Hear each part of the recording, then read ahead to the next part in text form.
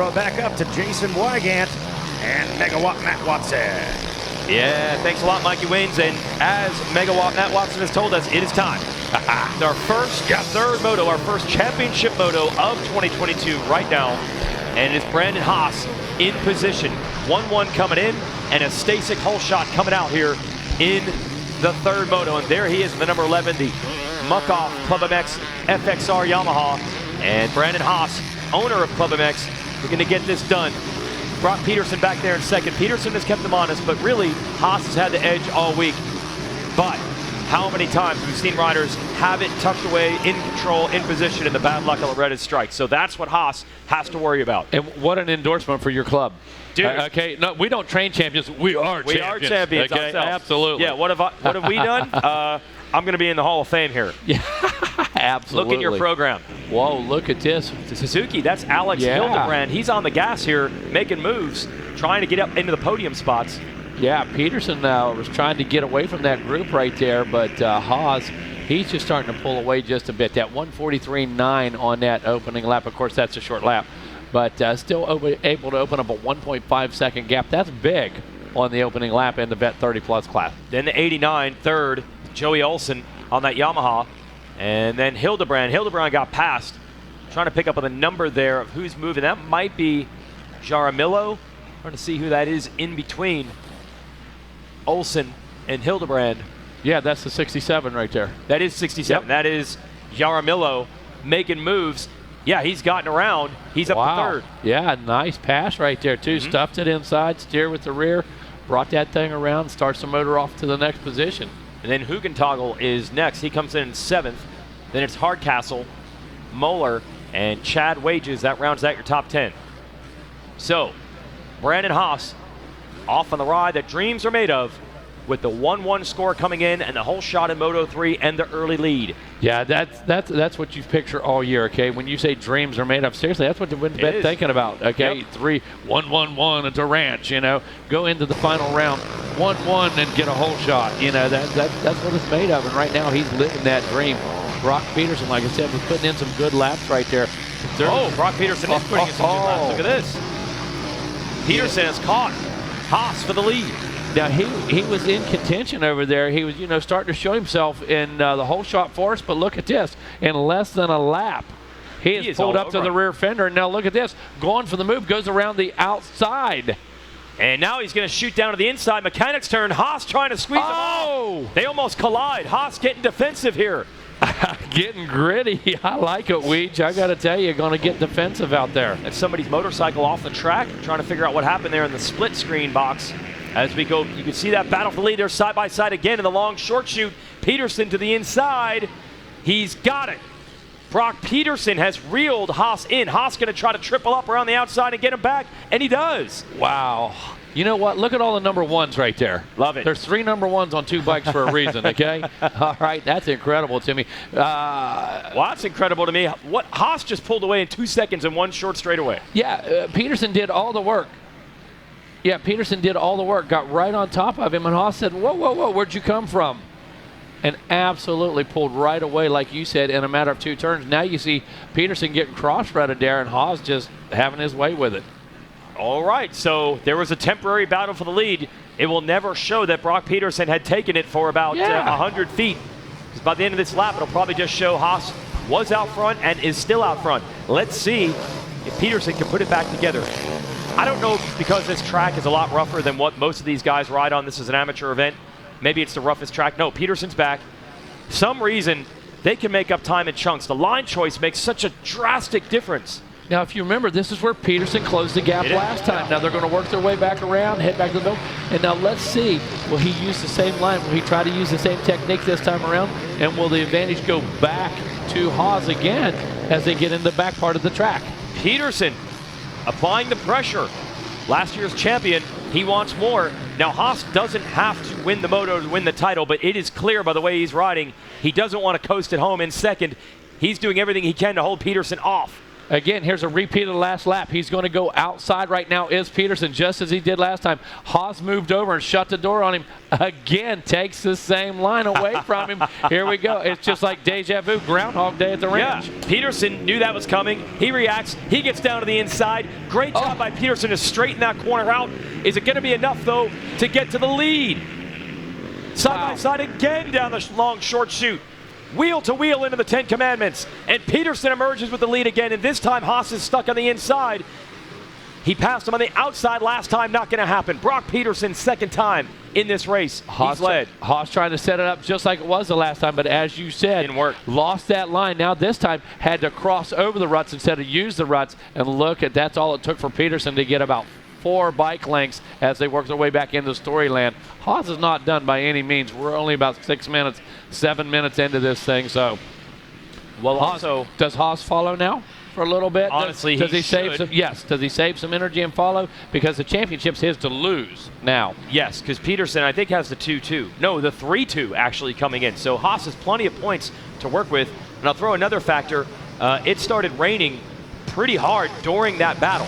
So you got to watch out for the vision. And that might be a factor as well. Nope. Haas decides, I'm coming back at you. Yeah, so much for that. He's like, you guys, nobody resting on anything, okay? Watch this. I'm going back to the front. I'm going to take command of this thing. I cannot believe it's line choice. It is. Gordon said it in the previous Moto Super Mini. He said it just took him a while to figure the track out. They're making up literally a second or two in certain sections just on line choice. Now, what's interesting to me is you take look back into the 3rd and 4th place. Yarmella and Luke, they're all on that 2-minute lap as well. But look at Peterson this time around, a 1:58.5. Whoa. Now, Haas only turned to 2:0, but he was able to limit the damage. Still less than 1 second is the gap. Peterson this time able to make that outside line work. Nobody cutting him off on the inside as they come around the billboard. Now starting to open the gap just a bit on Haas. Yeah, you do have to wonder if Peterson can put on an even faster lap now that he's got clean racetrack in front of him. No exchangings with Haas. I'm seeing something with Peterson right now, and I believe that you're right. I don't know if Haas is going to go into the preservation mode, but Peterson has control of the line right now, and he has 2 really good lines that I like. He has 2 really good lines that are working for him. Here comes one of them right now. So let's see what the strategy is going to be by the number 11, Brandon Haas. Still he tucks into that inside, and Peterson, he has found something on these insides. He has shortened that track up.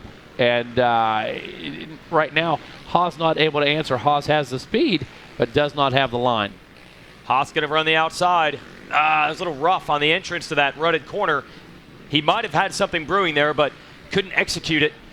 And Peterson pulls back away. They're both tripling in that back jump coming out of Storyland, now into the sand.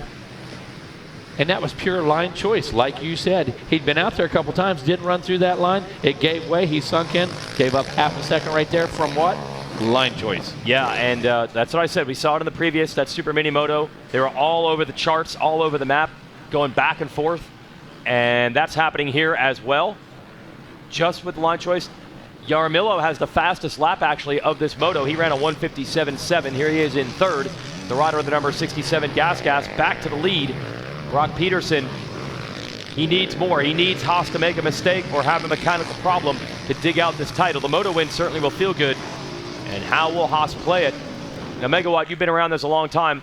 It's one thing to say, I just back it down and take it. But if you're Haas, you kind of just want to at least trick yourself into, I got to hang with Peterson. That will make insurance that no one else will catch you. Absolutely, yep. Weege. That has to be the mindset. I have to stick with. Do I have to pass him? No. Yeah. Do I have to stay on that fender? Absolutely mandatory. It's going to keep your timing correct. Going to keep the bike working correct. It's going to keep 3rd place at bay, catching up. At bay. That's the whole thing. So Haas has to kind of ride with a little sense of urgency. He doesn't have to win the moto, but he doesn't want these guys to catch him. Jaramillo is 3rd. Loop. There's Big Jeff Loop on the number 22 there, Yamaha. That's in big 4th. Dude. Oh, 6'8". I mean, big dude, man. Matt Hugentagel is in 5th. Chad Wage is 6th. Joey Olson 7th. Kenny Henry 8th. Travis Hardcastle 9th. And John Moeller rounds out the top 10. Hey, Jeff Loop, he had a pretty good technique coming through the 10 Commandments there, riding with his feet up a good bit. Sticks it down, of course, in that big rut there, but trying to keep feet up, trying to keep balanced over the bike, trying to find some time. Into the back. There's Loop. Oh, look how at him. He's huge. Loop's a good rider, though. I remember him as a Supercross privateer trying to make mains. He knows what he's doing. Oh, but that rut almost got him. I cannot, with these ruts and those long legs, and we're not talking, I mean, when we talk long legs in this sport, we talk about guys that are like 6'2". Sure. This dude is 6'8". Those ruts have got to be a nightmare. Get those long legs out of them. Yeah, 34-inch inseam is long for a motocrosser. Yeah, and this dude's guy probably 40. I was going to say he's sitting at 43. Yeah, there you go. Anyways, it's amazing that we talk about this. Too tall Mike Bell over the years. Is it a hindrance? You see a lot of shorter stature riders, Filippo, Carmichael, Jeff Ward, very successful riders. Yep. But then you and I have got to witness something absolutely incredible. We've got to witness Rick Smits on vintage equipment. You and I have got to witness Rick Smith on vintage CZs, vintage Odakas. So that is a sight to see for sure. I know. 7'4" on a bike that has 4 inches of travel. Speaking of that, I got some news for you. I got something for you to feast on. I'll show you on my phone. You'll be impressed. Bring it. You'll be impressed. Bring it. Hang on, I gotta get there. So no changes up front. I've got to imagine that now Brandon Haas has said, all right, I'm just going to settle for the second place. 3 golds would be nice, but he's about 1.8 behind. That has to be the reasonable mindset. Absolutely. That absolutely has to be the reasonable mindset.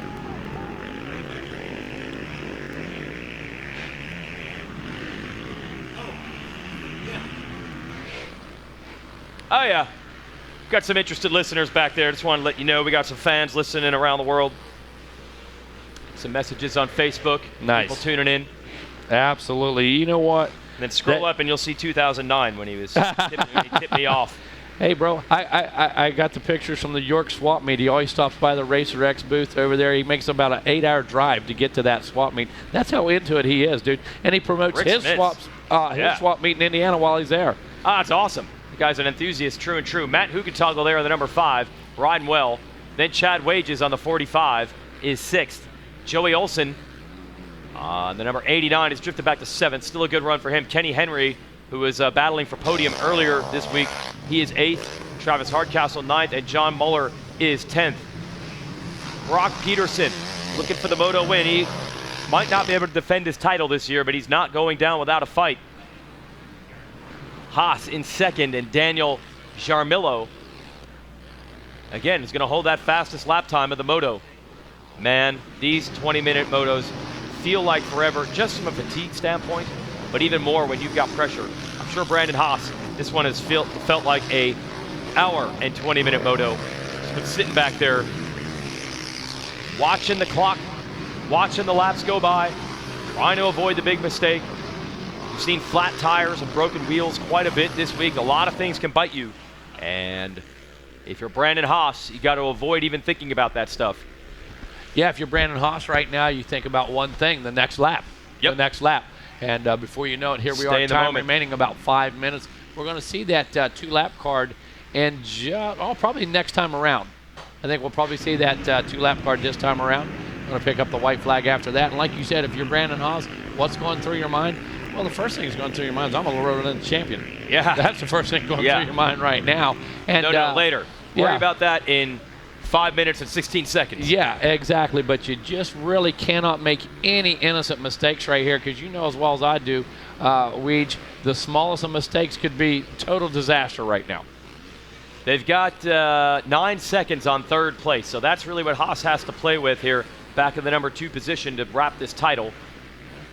But Jaramillo has been going fast, so that gap could get smaller if Haas backs it down. Let's see how the board is going to work. Are we going to get the 2 to go here? Oh, nice job staying on the racetrack for Hukentoggle.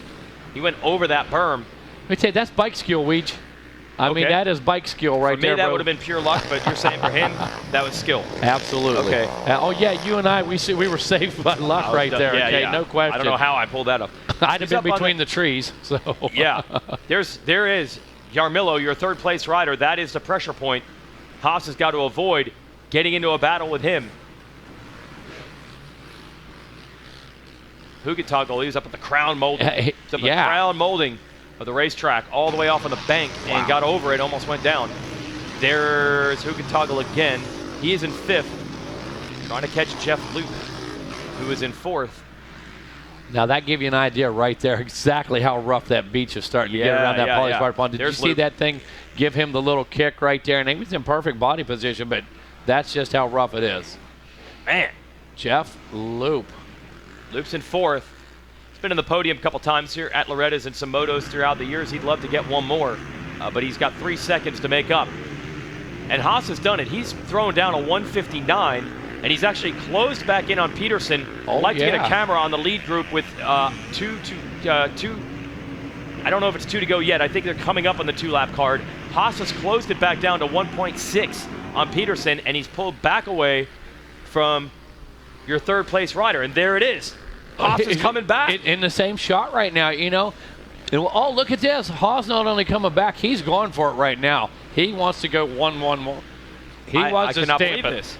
I cannot believe this. He's going to try to make the 1-1-1. And you know he's confident right now. You believe. You know he believes. Last thing I want to do is get up there, get in a mess, and get tangled up. But he has the pace right now. He's feeling the mojo. And if you're going to go out champion, you might as well do it 1-1-1. If you make the pass, you better make it clean. Oh. Don't get anywhere near Peterson. I don't think Peterson would play it that way. No. If they both go down, that's going to be advantage Peterson. He just wants chaos. Right, exactly. Yeah, Peterson's not going to pull anything, but you come up and you tag him in the rear wheel, and both of you go down. You can watch 9-10 seconds disappear really quick. Yeah, 9-10 spots. Peterson has nothing to lose. He's second in the championship. It's Haas's to throw away. It's going to be one lap to go. So here it is. Mikey Waynes and I'll head to the finish. We'll be crowning a champion. Who will it be? Will it be Brock Peterson or will it be Brandon Haas? Haas just needs to sit where he is. Well, that's the smart play right now. You know what? We've got less than a lap to go. He's using this outside line again. He just needs to find the smooth spots out on the fringe. And when we start getting these championship rounds, that's when you take a little extra consideration into it for sure.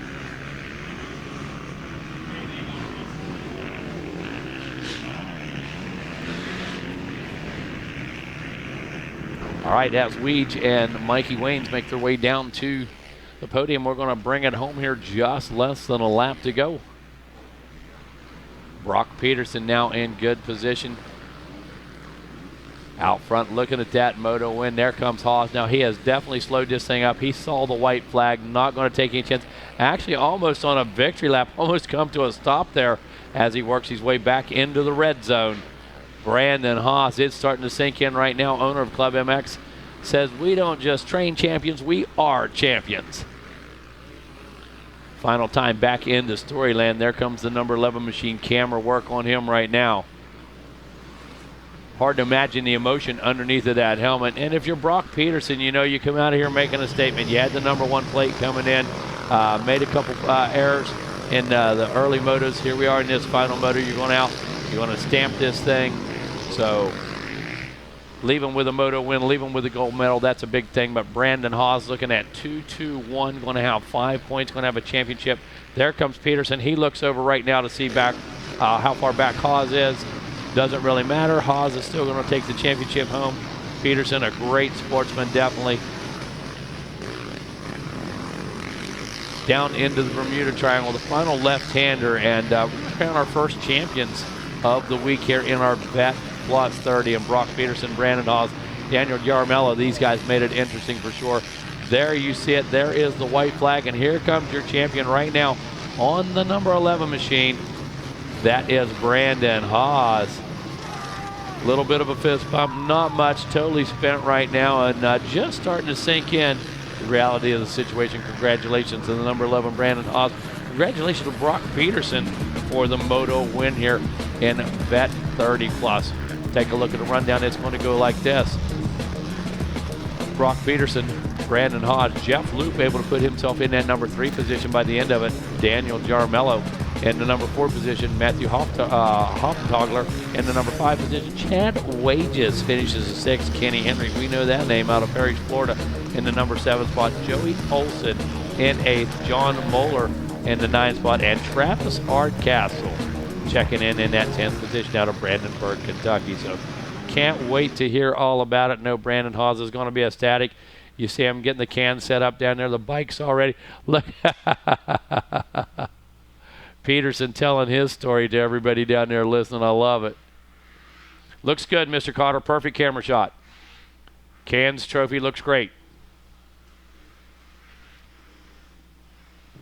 All right, let's get to our Moto winner. He was not going to relinquish his title without a fight.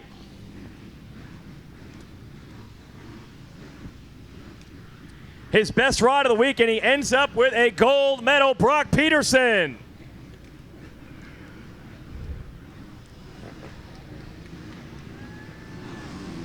One sec here.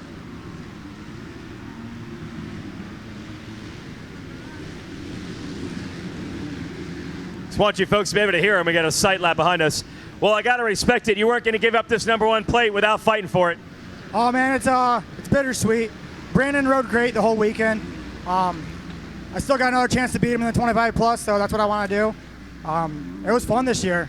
Alex Waskop, I think he crashed that last moto, and he was a contender too. So hopefully he's all right. But it was fun racing Brandon. I'm glad I got him at the end there. Who do you want to thank? It's been a pretty solid week still. Yeah, it's been awesome. Thank Chris McMillan for giving me a good start again. My wife Brandy, my 2 daughters, Eliza and Molly, my dad Kevin, Jim Duravage at Championship Power Sports, awesome dealer. I can't ask for any better. Mitch Gerwin at Turbo Speed Suspension, Richie Shehorn does all my graphics, Dynamite Design, FXR. Brad's been helping me out. The factory ride goggles are awesome. They're sweet. Hoosier Tires, they get me off to a good start every time. Everybody, Sunstar, No Toil, everybody else I forgot, thank you, man. It means a lot. There's your Moto winner, Brock Peterson. All right, good job, Brock. We do have to move the bike off the podium, though, because we're going to bring the championship machine. He's not giving it up. He's gonna chain himself and this bike to the podium in protest. No, he's good. And we'll bring the number 11 machine on up if the Club MX crew wants to bring the 11 machine up, and we'll bring our 3rd place rider in the meantime, Jeff Loop, if you want to come up, and I'll give you the bronze while we set the motorcycle up. Thanks, Brock. Great fight all the way to the end. I think he got into 3rd on the very last lap. Let's hear it for Jeff Loop. Yeah, Jeff. Here, let's go over here so they got room to bring the bike up. Yeah, you want to stand? Let's try this. It's pretty solid right now. Come on up, boys. All right, Jeff, how'd you do that last lap, making that move? Yeah, I did it in the sand corner. I thought I'd get him in the first sand straight if I stayed close enough, but he dove to the inside. So I knew last chance was bonsai the sand sweeper, and I bonsai'd it, got a little help from a lapper, and I don't care, I'll take it, man. It's a podium, it's awesome. Who do you want to thank, Jeff? Man, I gotta thank my wife, my kids, the Lord Christ for keeping me safe out there, Fly Racing, Max's Tires, X-Brand Goggles. Max's Tires hooked it up with the scoop tires. They shipped tires out here because they thought it was gonna rain. Like, Mike Farmer killed it for me. My family back at home, Mom, Dad, Jarrett. I know Cameron Silva's watching me. I know Ryan Cruz is watching me. He's one state away, my best mechanics, in quotations. He didn't even show up for me. But, dude, it's been a struggle all week long. I blew out my ACL at the regional last year. I'm 11 months post-reconstruction surgery. I shouldn't even be riding a dirt bike, but I couldn't miss this. Oh, and it was worth it because he made it to the podium. Let's hear it for Jeff Loop. Thank you, Jeff. All right, he can go rest that knee and ice that knee as we bring our champion to the stage. It's a silver medal in the Moto. That's just one part. He started it right with the Stasic Whole Shot Award. Let's bring up our champion of the Vet 30, Brandon Haas.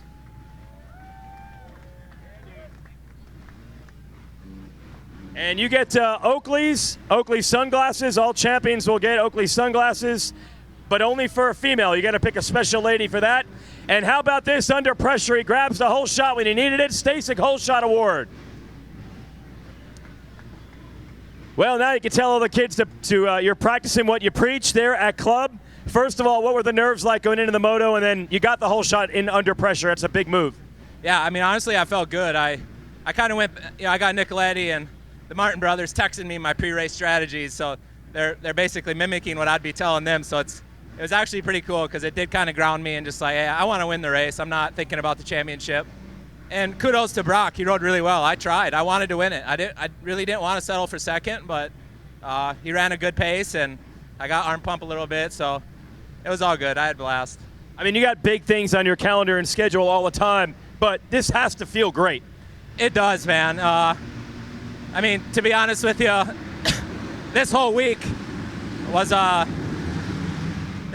very humbling. Just all the support.